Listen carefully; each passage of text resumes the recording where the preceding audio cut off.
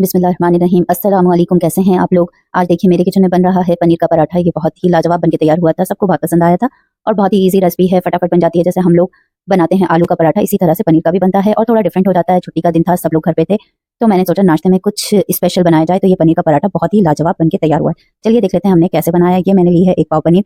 पनीर को मैंने इस तरह से मैश कर लिया था, फोर्क की मदद से, हाथ से, जैसे दिल चाहे आपका इस तरह से मैश कर लीजिए।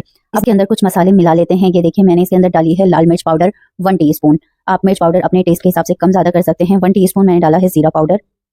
½ टीस्पून मैं इसके अंदर डालूंगी काली मिर्च पाउडर और खटाई पाउडर डालेंगे 1.5 टीस्पून, 1½ टीस्पून आमचूर पाउडर जो इसको कहते हैं वो डाल दिया मैंने, खटाई पाउडर। अब मैं इसके अंदर डालूंगी प्याज। ये प्याज मैंने एक बड़े साइज की प्याज काटी है, हाथ से काटी है, चॉपर में नहीं की है। चॉपर में करने से प्याज पानी छोड़ देती है, इसलिए मैंने हाथ से काट के डाली है। और अब मैं इसके अंदर डालूंगी हरी मिर्च। ये मेरे पास 2 से 3 हरी मिर्च थी और ये ज्यादा तीखी नहीं थी मिर्च, आप अपने टेस्ट के हिसाब से कम ज्यादा भी कर सकते हैं। ये मैंने डाल दी है। और हरा धनिया ले लिया है मैंने 1 मुट्ठी, धो के साफ करके और अच्छे से बारीक बारीक काट लिया था, ये भी डाल देते हैं। अब देखिए सारा मसाला तैयार है। अब हम इस सारे मसाले को मिक्स कर देते हैं अच्छी तरह से पनीर के अंदर। और ये मैं चम्मच से मिक्स कर रही हूँ, लेकिन मुझे फिर लग रहा था कि सही से मिक्स नहीं हो पा रहा है चम्मच से, क्योंकि पनीर की ना गुठलियां गुठलियां सी बन गई थी। तो फिर मैंने चम्मच को साइड में रख दिया है और फिर मैं अब हाथ से करूंगी अच्छी तरह से। देखिए पनीर को इस तरह से तोड़ तोड़ के करूंगी, जिससे सारा मसाला पनीर के अंदर अच्छे से मिक्स हो जाए। और बस अब मिक्स करने के बाद हम इसको टेस्ट कर लेंगे कि नमक और मिर्च बिल्कुल सही है या नहीं है। नमक मिर्च जो है वो आप अपने टेस्ट के हिसाब से देख लीजिएगा। और बस ये स्टफिंग तैयार हो गई है हमारे पराठे की।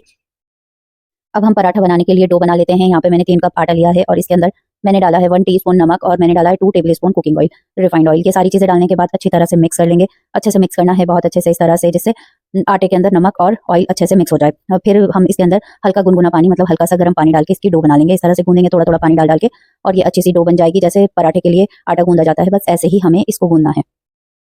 ना ही बहुत ज्यादा टाइट गूंदना है और ना ही बहुत ज्यादा पतला गूंदना है। बस इस तरह से अच्छी सी डो बना लेंगे और फिर हम इसको रेस्ट के लिए रख देंगे 10 से 15 मिनट के लिए ढक के। और उसके बाद हम पराठे बनाने की तैयारी करेंगे। 10 से 15 मिनट हो गए थे आटे को गूंदे हुए और अब हम बना लेंगे पेड़ा। जैसे नॉर्मल रोटी का पेड़ा बनाया जाता है, ऐसा ही पेड़ा हम बनाएंगे। और इसके अंदर हम भरेंगे ये हमारी पनीर की स्टफिंग जो हमने तैयार की है। मैं इस तरह से पहले थोड़ी सी इसको हाथ की मदद से इस तरह से गोल गोल घुमा के बेलूंगी और फिर अब मैं इसके अंदर 2 टीस्पून डालूंगी ये स्टफिंग जो हमने पनीर की तैयार की है। और इस तरह से भर भर के हम पहले बना के थोड़ा सा रख लेंगे 1-2 और फिर हम बनाना शुरू करेंगे। देखिए हल्के हाथ से ना, पहले इसको हाथ से ही बढ़ाइएगा, सीधे चकले बेलन से बढ़ाने की जरूरत नहीं, पहले हाथ से बढ़ाइएगा हल्के हल्के, फिर ये ना टूटता भी नहीं है। इस तरह से बस हम 1-2 बना के रख लेंगे और फिर हम पराठा तैयार करेंगे। मैं तो इसी तरह भर के बनाती हूँ, दाल के, पनीर के या आलू के पराठे, जो भी पराठे मैं भर के बनाती हूँ वो इसी तरह से बनाती हूँ। अगर आपसे लोगों से नहीं बन पा रहे हैं तो आप पहले रोटी बेल लीजिएगा 2, पहले फिर नीचे रोटी रख के उसके ऊपर स्टफिंग बिछा के फिर दूसरी रोटी बिछा के फिर हल्के हाथ से बेल लीजिएगा। इस तरह से भी बनाया जा सकता है। अगर आप लोगों से ऐसे नहीं बनेगा, वैसे ईजी है ऐसे भी बनाना।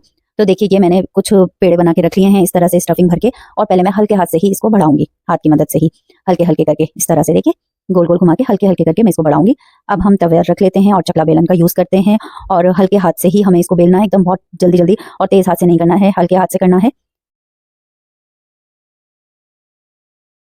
देखिए तवा गरम हो चुका है, अब हम इसके ऊपर डाल देते हैं पराठा। पराठे को पहले मैंने ऐसे ही सेक लिया था सादा, फिर मैंने ऑयल लगा के सेका था इस तरह से। फिर मैंने थोड़ा थोड़ा ऑयल लगाया और अलट पलट करके सेक लिया। मैंने थोड़ी हल्की आंच पे ही किया था, जिससे कुरकुरा एकदम अच्छे से क्रिस्पी पराठा बनके तैयार हो। दबा दबा के इस तरह से मैंने ये पराठा बनाया था। अगर आप ज्यादा ऑयल डाल के बनाना चाहते हैं तो ज्यादा ऑयल डाल के भी बना सकते हैं। मैंने तो थोड़ा थोड़ा ऑयल डाला था और ये पराठा बहुत ही जबरदस्त बनके तैयार हो गया था। बस इसी तरह मैंने सारे पराठे बना के तैयार कर लिए थे। बहुत आसान रेसिपी है, फटाफट बन जाते हैं। देखा आपने कितनी आसानी के साथ ये पराठा बनके तैयार हो गया है। बच्चों को, घर में सभी को बहुत पसंद आए। सब लोगों से वेट नहीं हो रहा था कि अब जल्दी से बस ये पराठा हमें मिल जाए, क्योंकि खुशबू बहुत अच्छी आ रही थी घर में।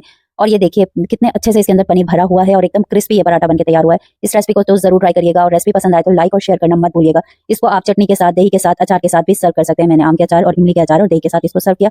सब लोगों ने बहुत शौक से खाया। आप लोग भी बनाइए और मुझे कमेंट्स करके जरूर बताइएगा मेरी रेसिपी आप लोगों को कैसी लग रही है। रेसिपी पसंद आए तो लाइक और शेयर करना मत भूलिएगा। चैनल पे नए हैं तो सब्सक्राइब भी करते जाइए। फिर मिलूंगी इसी तरह अच्छी और ईजी रेसिपी के साथ। दुआ में याद रखिएगा। अल्लाह हाफिज।